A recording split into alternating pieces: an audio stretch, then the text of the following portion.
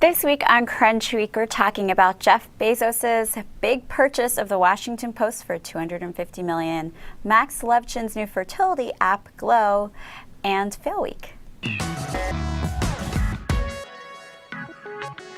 Hi, welcome to CrunchWeek, where we talk about the most interesting stories from the week. I'm Lena Rao. I'm Colleen Taylor. And I'm Stephanie Young. We have our awesome intern, Stephanie, on this week to talk about the big news from Jeff Bezos. Basically, he purchased the Washington Post for $250 million, which is a crazy low number in my mind, but just a huge surprise for everyone. I mean, not just the people, in the industry, but also for actually the staff, which had no idea. None of this news leaked. Kind of crazy. It took everyone by surprise earlier this week. What'd you think? I thought it was exciting. What's funny is that Jeff Bezos hasn't really publicly said anything, and we certainly reached out to him and to Don Graham at the Washington Post trying to get comment, and their lips are basically sealed. So there's a lot of speculation about what this means and what Jeff Bezos' plans are. But the truth is that we don't really know yet. It'll be exciting to see what ends up being the motivation. What do you think the motivation might have been? I'm not sure, but just, from what we've said in TechCrunch, it seems like he's going along with the flow that everyone's been hearing in journalism. It's all moving online, print revenue is declining, things like that. And I know he said something about people being willing to subscribe on tablets. So I think that's really interesting because I'm seeing, more and more people just reading the news on tablets just in daily life. What do you think from sort of a journalist student point of view? You're, studying to be a journalist, and what's sort of the sentiment at school around print? And, is now there a little bit more disillusionment with going to work at a print newspaper? Yeah, I definitely think that that's something. I know that there are a couple different tracks that you can take. You can do, it used to be called print, but now I think it's print and online because they're recognizing that it's not just print newspapers. A lot of it is on websites now. And so you're also seeing that a lot with people who are interning at different places.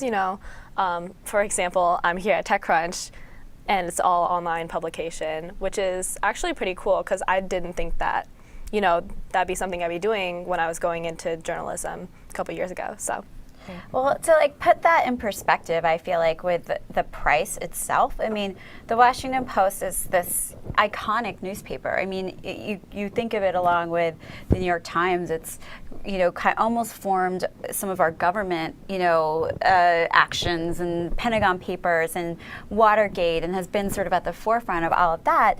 And then for $250 million, that's like a quarter of what Instagram was sold for, right? Everyone did say that. Everyone liked to point out that it was, you could buy 4 Washington Posts. Hootsuite was just valued at more than that. Hootsuite is like a social media application manager. I mean, it's hard to imagine that this institution which is I think the best word for it, would sell for such a low amount. Right, but they were in trouble. Their financials aren't very good. They haven't been running gangbusters business for a very long time. And so in a way, it was kind of inspiring that Jeff Bezos stepped in sort of like a white knight and bought this property. It shows that, he's a smart man and really well respected, and this is kind of showing that there is still interest and at least some value in journalism. The paper didn't go out of business, which a lot of papers have gone out of business over the years.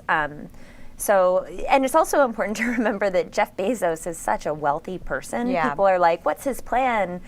$250 million is a lot of money, but for him it's nothing. This man is worth like $25 billion. Yeah, that's right. So if he just decides to buy this as a charity, basically, or a hobby of his, that could be something too. He's been just personally doing a lot of exciting things lately. He has Bezos Expeditions, which is going to the bottom of the ocean and finding things, and he's a young man in a lot of ways. He's in his 40s still, and he's kind of branching out and starting to do exciting things. So. Which I think is super interesting that he now has a studio of ventures and companies. It's not just Amazon. He also did had an investment in Business Insider, which is a media property as well. So it's clear that that's probably like a personal investment interest of his. So it's an understandable move for him. But it's definitely a little bit of a surprise coming from Washington Post also being like a family-owned business to then selling that. I guess everyone sort of envisioned that Washington Post would always kind of remain within the Graham family, and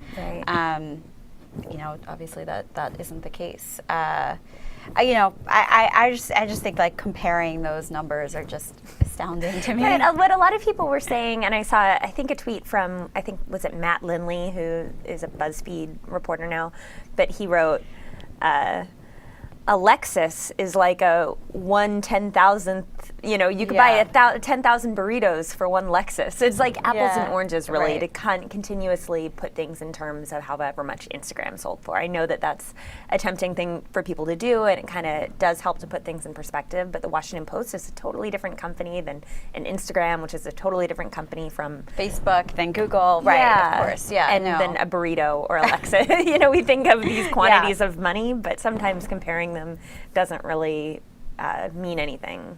I don't know. Well, Colleen, you actually covered an interesting story this week on fertility and PayPal co-founder Max Levchin's his new startup. So tell us a little bit about Glow. Speaking of people doing things that are unexpected, I think a lot of people have been surprised to see Max Levchin, who is this really brilliant, technical person, getting into something like female fertility, which people wouldn't have thought he'd be doing a startup in. But so I went by their headquarters here in San Francisco, and I took the app for a spin and met Mike Huang, who is the CEO of Glow, and then obviously also talked to Max Levchin, who's the chairman. It's a beautiful app. It's the whole idea, once you talk to them a little bit more about it, it's a bigger picture than just tracking women's menstrual cycles. It's they want to use all of this data that they're aggregating to start to understand fertility even more, because this is something that women historically, maybe they track their own cycle, but there isn't really a big data repository of this information, and there's still actually a lot that is sort of a mystery when it comes to these things, even though, it's something that we all got here through a woman getting pregnant, so it's, if anything, it's one of the biggest, most impactful spaces to be working in. It's just not something that we've focused on yet. Yeah, so I think it's super interesting from the data angle. But so one of the things that's sort of at top of mind for me when I think about Glow is like the privacy implications. It's one thing when I feel like I share, my weight or my, on a wearable, like my steps in one day. But then it's another thing to kind of share really private information, like, when I'm menstruating. That's true. And the app even gets much more about specific sexual than that. stuff too, right? Sexual stuff, sexual positions, all this stuff, because they want to know, if you're at this point in your cycle and you have sex in this position, are you more likely or not to get pregnant? But that's you're trusting them with very personal data. Yeah, did he say anything about that and privacy and some of how seriously they're taking that? We didn't really get that much, and that's a good thing. I should absolutely follow up with him. He did let me know that everything is completely anonymized. There are levels where it's obscured and obfuscated that you wouldn't necessarily know this is Lena's cycle. I think it's a little bit more generic than that, but I don't know. What do you think, Stephanie? Well, I think it's a really interesting concept, and also I saw that there's something else, Glow First, that I thought was really interesting. Yeah. Because when I saw him talk at the Data Driven conference last week, he was talking about something, if we can't lower the cost, then we should pay for it. And so I think there's something where you can pay $50 a month and help other people with, in case that they can't get pregnant. Exactly. I thought that was an interesting approach. Yeah, too. it's kind of this money pool thing. Glow First, it's the second component of this app, and if you want to be a part of this program, it's totally elective. It's only available in the US, but you pay $50 a month for 10 months, and you use the Glow app. And if by the end of that 10 months you are not pregnant, then you will get money for fertility treatments such as IVF or IUI. And so it's kind of this money pool thing. Oh, I see. The hope is that the majority of people get pregnant. will get pregnant through the app, and then they won't have to pay through. But IVF and that sort of procedure enormously expensive and most often not covered by insurance. So that's really kind of an interesting and nice way to do things. Right, and Max Levchin has put $1 million of his own personal dollars into this Glow First thing to make sure that people can get the treatments if that's necessary. So he's really putting his money where his mouth is, and I think it's exciting. It's fun to see people working on interesting problems like this. Well, speaking of Max Levchin, we featured him on Fail Week. Colleen, you did an amazing job for Fail Week. Also, Shark Week is this week as well, just to add that. We thought that'd be kind of cute to air Fail Week at the same time as Shark Week. But it's just been this thing that for a long time, I think I've heard from entrepreneurs in tech that people don't talk enough about failures. You only hear about successes. And because of that, because people don't talk about it, when individual business people are going through dark times in their business, they can really end up feeling like they're completely alone and they're losers. And that's really not the case. Right. So we decided to sit down with some of the most famously successful people, the people who are known for being successes, such as Max Levchin, Tim Draper, Mark Suster, a bunch of people, and hear about sort of their darkest days as a business person. We got some pretty amazing stories. That's great. Well, tune in to Fail Week and Crunch Week. Thanks so much for joining us this week.